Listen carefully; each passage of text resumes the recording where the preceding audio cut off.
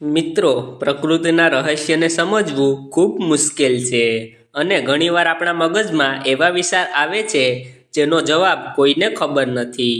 જેમ કે આપણે બધાના બાળપણથી જ સાંભળતા આવ્યા છીએ કે બ્રહ્માંડમાં સ્વર્ગલોક આવેલું છે જ્યાં મનુષ્ય મૃત્યુ પછી જઈ શકે. પરંતુ આપણા મનમાં ઘણીવાર એવા પ્રશ્ન થાય છે કે જો બ્રહ્માંડમાં સ્વર્ગલોક છે તો તે ક્યાં આવેલું છે?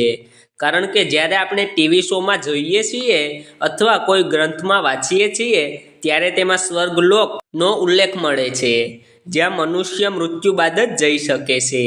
પરંતુ શું ખરેખર બ્રહ્માંડમાં સ્વર્ગલોક મોજૂદ છે? અને શું તેને આપણે જોઈ શકીએ ખરા? અને શું જીવિત અવસ્થામાં આપણે ત્યાં જઈ શકીએ? તો મિત્રો, આજના વિડીયોમાં હું તમને જણાવીશ કે બ્રહ્માંડમાં સ્વર્ગ ક્યાં આવેલું છે. પરંતુ વિડીયો આગળ વધે એ પહેલાં મારી ચેનલને સબસ્ક્રાઈબ જરૂર કરજો.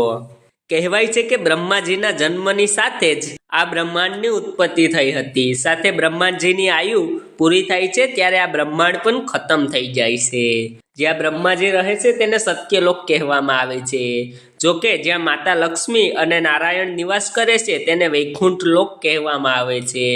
અને જે જગ્યાએ દેવરાજ ઇન્દ્રની સાથે બીજા દેવતાઓ નિવાસ કરે છે એને સ્વર્ગલોક કહેવામાં આવે છે, જ્યાં મનુષ્ય મૃત્યુ પછી જ જઈ શકે છે. આ બધા લોકો અંતરિક્ષમાં મોજૂદ છે, પરંતુ આને જોઈ ના શકાય કારણ કે તે ધરતીથી ખૂબ દૂર છે, જ્યાં સુધી પહોંચવું મનુષ્ય માટે નામુમકિન છે. મિત્રો, કહેવાય છે કે ધરતીથી આ બધા લોકોની દૂરી ના એક અંદાજા લગાડવામાં આવ્યો છે. તે આજની ટેકનોલોજી દ્વારા આપણે વૈકુંઠ સુધી પહોંચવાનો પ્રયત્ન કરીશું તો ત્યાં પહોંચવા માટે લગભગ 12 થી 14 લાખ વર્ષ લાગી જશે. એટલે આજની ટેકનોલોજીથી આપણે ત્યાં પહોંચી જ ના શકીએ.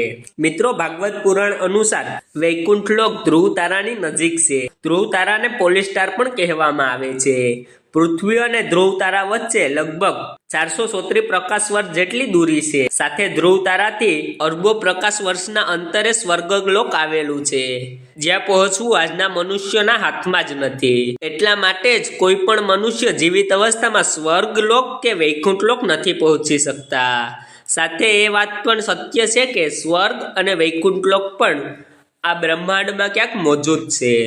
તો મિત્રો, આશા રાખું છું કે તમને આ વિડીયો પસંદ આવ્યો હશે. કૃપા કરીને લાઈક કરજો. સાથે આવા જ રોચક અને જ્ઞાનથી ભરપૂર વિડીયો જોવા માટે મારી ચેનલને સબસ્ક્રાઈબ કરજો. ધન્યવાદ.